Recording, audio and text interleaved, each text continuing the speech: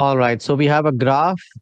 X-axis is time, y-axis is velocity. We need to find the value of the area under the curve. So for questions like this, please do not spend time in improving the accuracy because it is just a one marker. We need to try to get to the most approximate answer as possible. So how do we do that?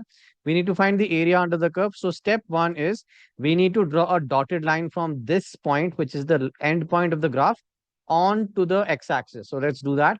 Let's draw a dotted line perpendicular to the time axis, which is the x-axis. So let's say this is that perpendicular.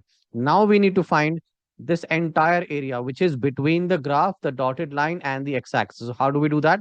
Step one, just try to figure out the area of a rectangle, which we can easily find. So what do I mean by that? So watch. From 1 to 2, consider this is one side of a rectangle, and then let me draw a dotted line over here. So watch.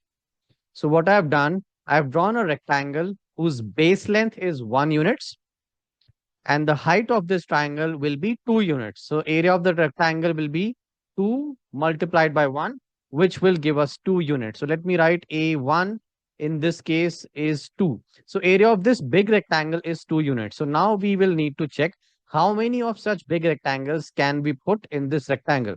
So here we go. On the right hand side, we can place another rectangle over here of the exact same area. So let's see if I do this. This is one more area, and let's put one more rectangle on top of it over here. Let's count. So the original rectangle was the rectangle number 1. So let me change the color. This is the first rectangle, second rectangle, third rectangle. And now let me place the big rectangles as much as possible. So this is the fourth rectangle. Then we have the fifth rectangle. Let's keep going on. One more rectangle here, one more rectangle over here. And let me put the counting now. 1, 2, 3 is done. 4, 5, 6, 7. Okay. Now on the right hand side, this is not one complete rectangle. So let us try to find the area of that. So watch on the right hand side, if I draw a line here and over here. So this particular rectangle, you need to find the area of that. So the base of this rectangle will be 0.6 because 3 to 4 is 1 unit and 1 unit has been divided in 5 segments. So there are 3 segments here. So this base will be 0.6. On the other hand, the height of this rectangle is still 2 units. So the area of this rectangle will be 2 multiplied by 0.6, which will give us 1.2. So let me write A2. This is the second type of rectangle. Area will be 1.2. And let us count how many rectangles can be put over here. So the first rectangle is this only. So let's say 1. And let's put more rectangles on top. So on the top, we have the second rectangle, then we have this third rectangle, then the fourth rectangle, and let us now count. 1, 2, 3, 4, and okay, that's it. As I said earlier, we are not supposed to get the exact answer because you won't get extra marks for that. It is just a one marker. So let's try to fit as many rectangles as we can. So over here, watch, if we can create a rectangle here. So what do I mean by that? So watch, if I create this, okay. So this is another big rectangle whose base length, again, this is 0.6 and the height of this rectangle is 4. So the area of this rectangle will be 4 multiplied by 0.6. This will come out as 2.4. So let's write it down. A3 will be 2.4. All right. Now, on the extreme left, we can consider this as a right angle triangle. Although this is a curve, but we can consider this segment as a straight line. So this entire thing will be a right angle triangle. And the area of the triangle is half base into height. Base of this triangle is 0.2 at the bottom. And the height of this triangle will be 4. So area of this triangle, I can write half into base is 0.4 and the height is 4. So if you solve this, we will get 0.8. So 0.8 will be the area of this rectangle. 2.4 is this much. All right. So now we can fit a rectangle over here also. So what do I mean by that? Let's draw a rectangle over here, one big rectangle. So this is the same rectangle which we had drawn earlier, whose area was 2. But bear in mind, this rectangle is actually crossing the graph. But don't worry about that, because as I said earlier, we are not supposed to waste time in improving the accuracy. So this much area which is extra, it is fine to consider. So area of this rectangle will be 2 units because it is the same rectangle. So we had counted 7 big rectangles. So this will be the 8th one. So let's write down 8 over here. All right. So still we have some area left, but so far let's count what is the total area so far. So A1, which was 2 units, how many rectangles have we placed here? 8.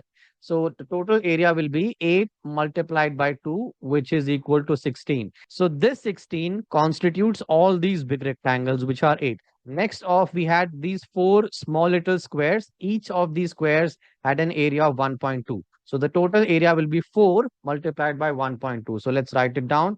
4 multiplied by 1.2 will be 4.8. On the extreme left, we had counted 2.4 as one area and 0.8. So if you add 2.4 and 0.8, we will get 3.2. So let's write down 3.2 over here. Let us find the answer so far. So if we add 16, 4.8, 3.2, we will get 24 as the answer. But we have some area still left which we have not accounted for, which means the answer, the area under the curve, will be definitely greater than 24. Now let me repeat the instructions. We do not need accuracy, so we can put one big rectangle here also. All right, so over here, this particular area, let me create a rectangle, a big rectangle. So watch this. So let's say if I create this entire big rectangle. See, why I have created this big rectangle is because the height of this rectangle will be 10 minus 8, which is 2 units. So the height of this rectangle is 2 units, and the base length will be, it is starting from 2 and it is going till this point. Now this point over here is 3.6. So the base of this rectangle will be 3.6 minus 2, which is 1.6. So on the top, let me write, we have a 1.6 and the height of this rectangle is 2. So if we just multiply, area of this big rectangle will come out as 3.2. So let me write a 3.2 on the right side. But bear in mind, the area which we actually need is, let me shade that region. This is the region of area which we require. We don't need this area on the top, but the area which is still left was this small little thing. So let me just shade this region by some another color, by blue color.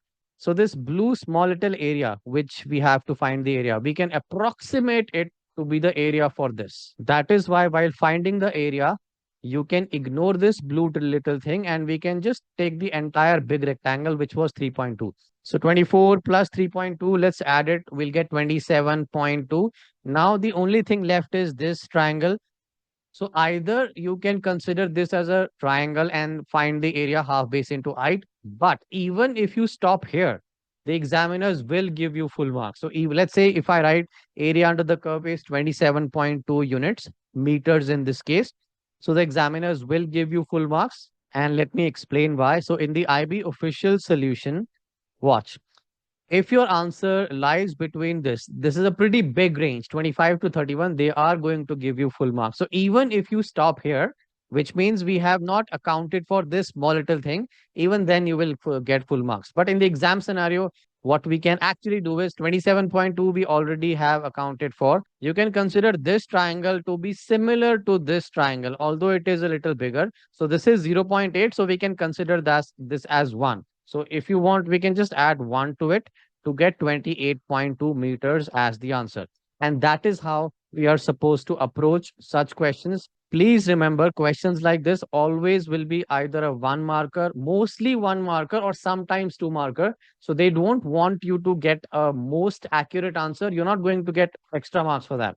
That is why the examiners have been given a broad range, so that if the student can figure out just broad enough, good enough answer, you are going to get full marks.